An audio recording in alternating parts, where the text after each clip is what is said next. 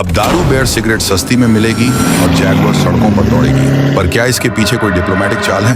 UK की luxury cars अब India में मिलेंगी सिर्फ 10% ड्यूटी पर, मगर किन शर्तों के साथ? इंडिया की 99% एक्सपोर्ट्स यूके में अब जाएंगी 0 ड्यूटी पर। मोदी स्टार्मर हैंडशेक के पीछे क्या डिफेंस डिप्लोमेसी की छिपी है? नमस्कार मित्रों, क्या यह UK India free trade agreement वाकई में एक फ्लैगशिप इकोनॉमिक और स्ट्रेटेजिक मोड है, या सिर्फ एक सिंबॉलिक माइलस्टोन जिसका असर सीमित रहेगा? 24 जुलाई 2025 को पीएम नरेंद्र मोदी और यूके पीएम केयर स्टारमर ने चेकर्स एस्टेट में इस हिस्टोरिक ट्रेड डील पर हस्ताक्षर किए, जो ब्रेक्सिट के बाद यूके की सबसे बड़ी बायलैटरल ट्रेड डील माना जा रहा है। इस एफटीए से बायलैटरल ट्रेड को 2040 तक 25.5 अरब लगभग 34 अरब तक बढ़ाया जा सकता है और यूके की इकोनॉमी को अनुमानित 4-8 अरब प्रतिवर्ष लाभ होगा। यह सौदा 3 साल से चल रही नेगोशिएशंस के बाद 6 मई 2025 में प्रिंसिपल रूप से तैयार हुआ था और अब फॉर्मल साइनिंग हुई है। भारत यूके से आयातित गुड्स पर से टैरिफ्स एवरेज लगभग 15% से घटाकर लगभग 3% किए जा रहे हैं और स्कॉच विस्की एवं जिन पर ड्यूटी तुरंत घटकर 75% से 40% 10 साल में कर दी जाएगी। भारतीय कार्स पर परिपत्र कोटा बेस्ड सिस्टम के तहत ड्यूटी 5 वर्षों में घटकर 10% पर आ जाएगी। वहीं यूके अपना टैरिफ स्ट्रक्चर लिबरलाइज करते हुए लगभग 99% Indian exports, textiles, James, engineering goods, footwear, marine products, sports goods UK में 0 ड्यूटी पर पहुंचाने वाला है।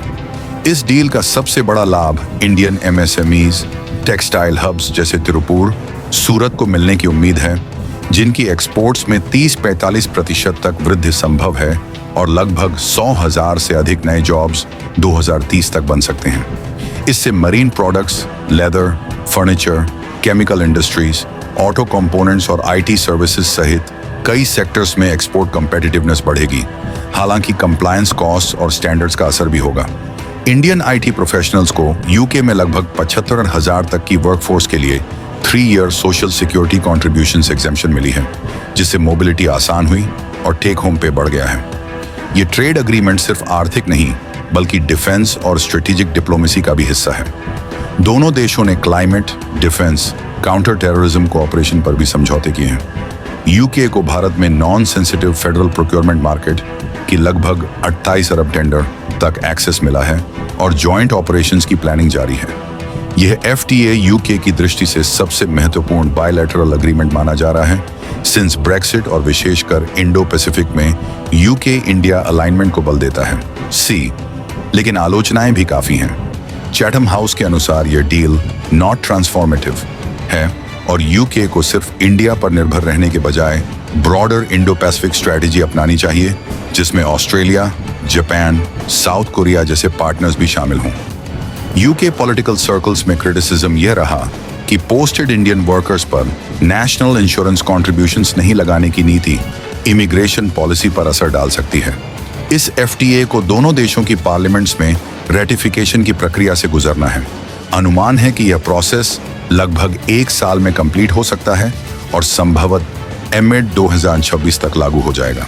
इंडियन इक्विटी मार्केट्स ने इस खबर पर फ्लैट ओपनिंग देखा, लेकिन टेक्सटाइल, लेदर, ऑटो सेक्टर्स में अपसाइड मोमेंटम दिख सकता है post approval. India US trade talks भी पैरेलल चल रहे हैं। इंडिया इंटरिम डील अगस्त 1 तक क्लोज करना चाहती है ताकि यूएस से रेसिप्रोकल टैरिफ से बचा जा सके, लेकिन एग्रीकल्चर और डेयरी सेक्टर्स में अनरिजॉल्व्ड इश्यूज हैं और डील एम्बिग्विटी बनी हुई है। इस इंटायर पिक्चर में इसकी भूमिका एक स्ट्रेटेजिक टेम्पलेट के रूप में हो सकती है।